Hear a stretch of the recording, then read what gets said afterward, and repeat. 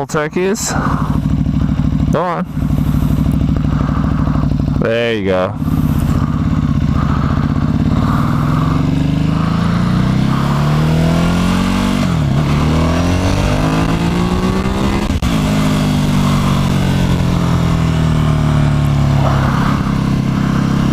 Alright, good morning YouTube. I tried to do an intro earlier, but it ended up probably sounding awful. I was sort of 1/3 awake. I'm headed over to my local Ducati dealership to get my bike inspected.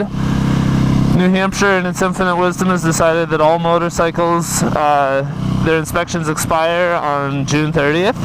And so as a result, every shop in the whole state basically is completely overrun with people needing inspections.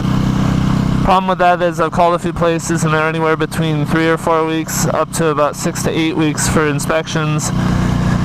And so what I've decided is the local Ducati dealer for me, Seacoast Ducati, they have a first come first served policy on Saturdays for service and maintenance, as long as the job is less than 4 hours.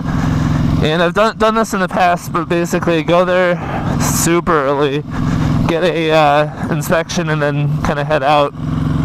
So the good side is that I'll have my inspection done. We're like kind of mid-July right now. I haven't been having a lot of time to ride the bike.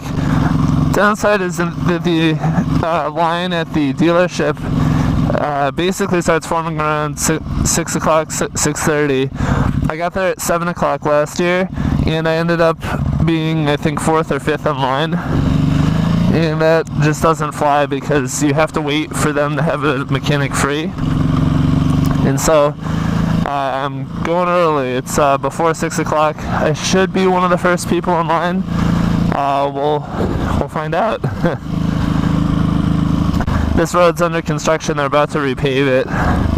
So I haven't been able to take the Corvette out of my driveway in this direction at all, which is kind of a bummer because this is the easiest way to get to the highway. But I don't know, more back road driving, I guess. If the sound is a little weird, it's for a couple reasons. One, I've got a helmet microphone. It's my first time using it with a GoPro, so not quite sure on placement. And the helmet's pretty tight inside as far as where to put the mic. It's basically resting on my chin inside of kind of, there's like a little face compartment with a neck seal to kind of hold it. Also, the cheek pads on this are pretty tight. I use this helmet at the racetrack, and you got to have a pretty snug fitting helmet to be safe, so that's why. Anyway, I am on my way. Gonna try and take some back roads, get there reasonable time. Good, my engine temps are coming up. 5:25, there's the sun. Beautiful.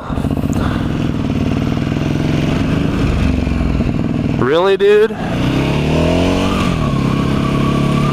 What a jerk.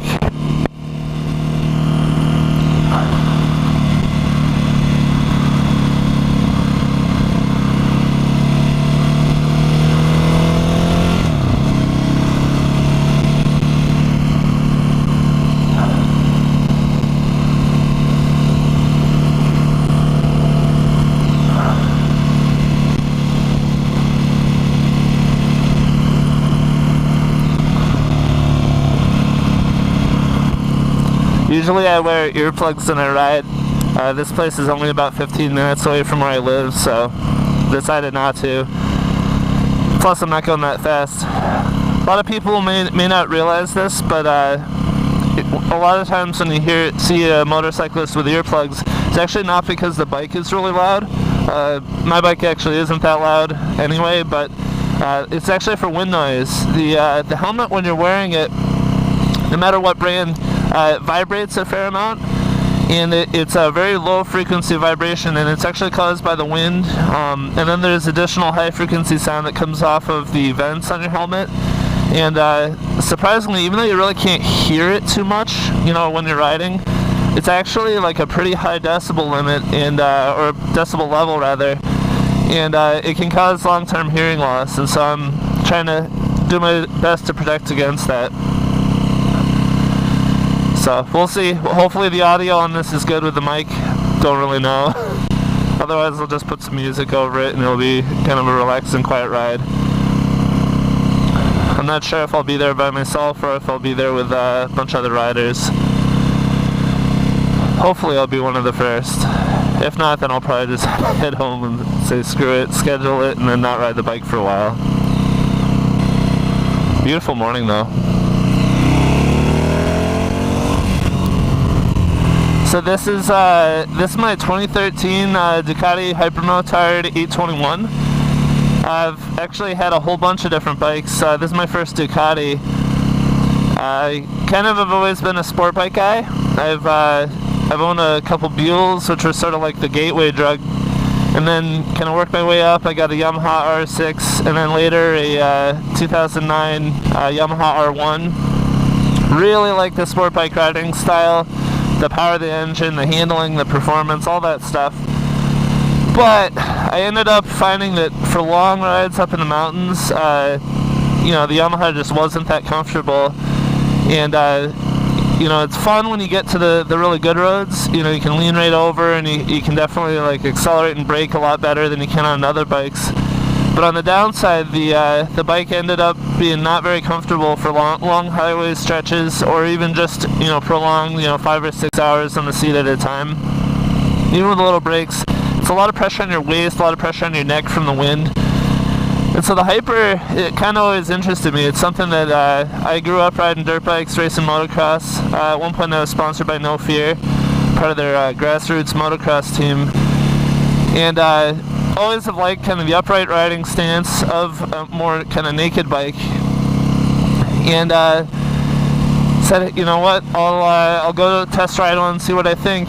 And so I test rode this, I test rode a Street Fighter. Kind of wanted something a little bit, less common, a little more exclusive. Part of the reason I looked at Ducati, and then part of it was really that they were one of the only people or one of the only companies that made a bike like this. Oh, this is pretty.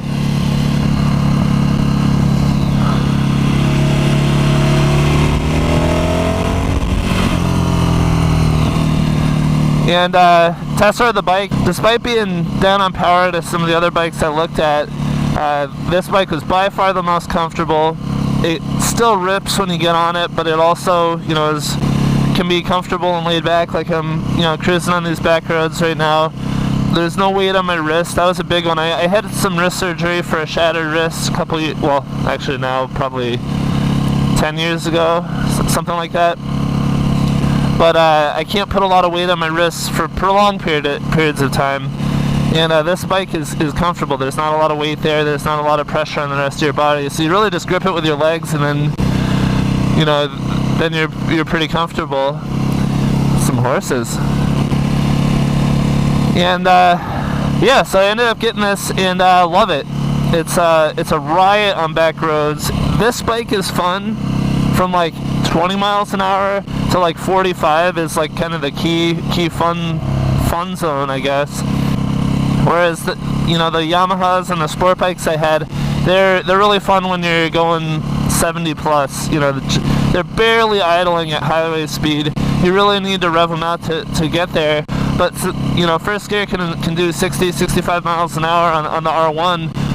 And so, where am I going to do that? Where am I going to do it safely? It's not possible on public roads, at least. And so I did some track days on the R1 and had a blast. But kind of the trade-off was that it really wasn't that engaging on the road, so that's why I got this guy.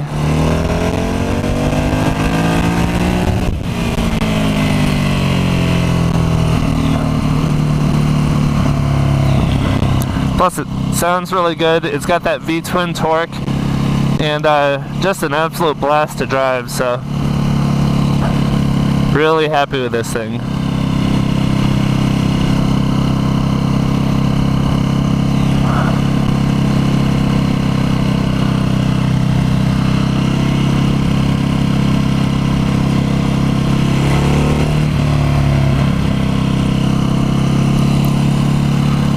What a beautiful morning. Nobody's out. Roads are clear. This is fresh, brand new pavement. Pretty happy.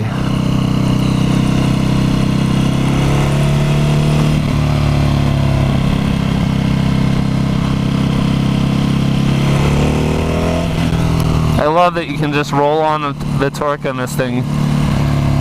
Kind of any speed, as long as you're in a reasonable gear, you just roll on, and it's a blast. 5:33 right now.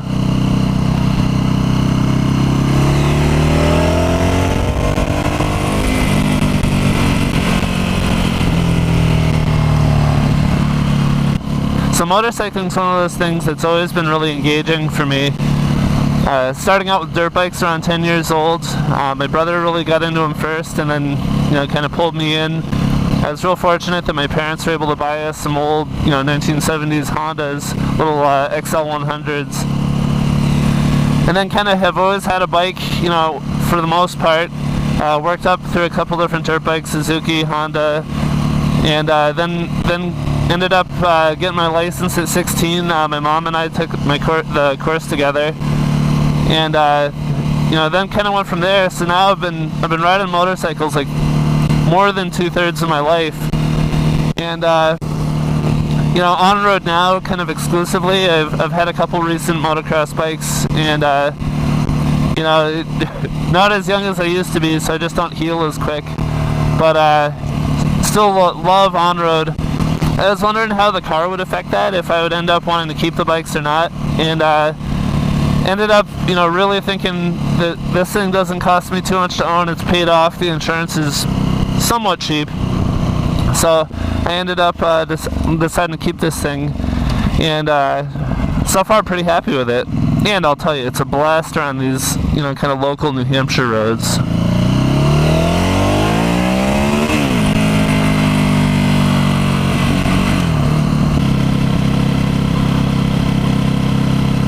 Oh, I think I took a wrong turn.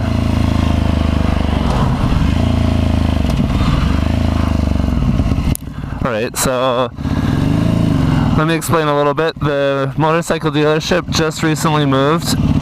I've only been there twice, and the way that I came out on the same road, but I came out a little further down the road. So I gotta go back the other way. I was like, wait a second, I don't recognize this. Didn't even really think about it. Oh well, it's still 5:37, so hopefully well enough ahead. And sure enough, I think I saw the Ducati sign up over the hill. Should have turned left at that last intersection. Oh well. Yep, there they are up here on the right.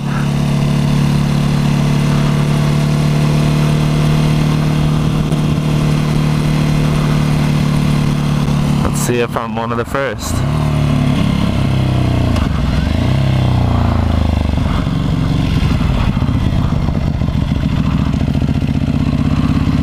Yeah, I am the first. $20.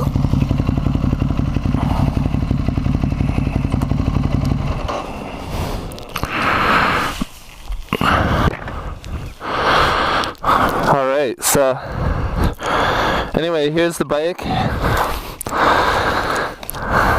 I got a aftermarket exhaust on it, a SC Project, safety wire, my oil filter for the track, carbon fiber for kind of a tank protector, and some Pazzo levers, I think, for the front. Oh, and a carbon deflector. That is the best upgrade for this bike, hands down. It gets the air just enough up over your head that it ends up not pressing down on you and making a lot less noise. 5:56 according to my phone. My bike clock is probably off a little bit. Do my best to get it somewhere in the neighborhood of what the real time is. Brought a folding chair, like a boss. Can't get in, no, I'm probably an hour ahead of everybody else. I'm sure that'll be my luck.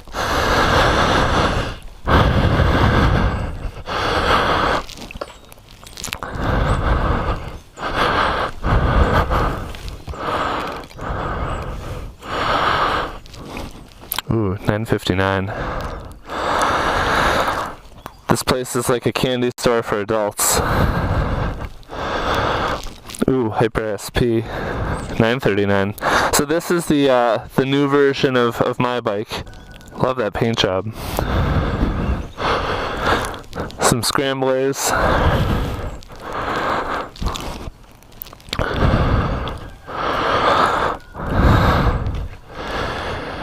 And I am the only one here. Probably for a while.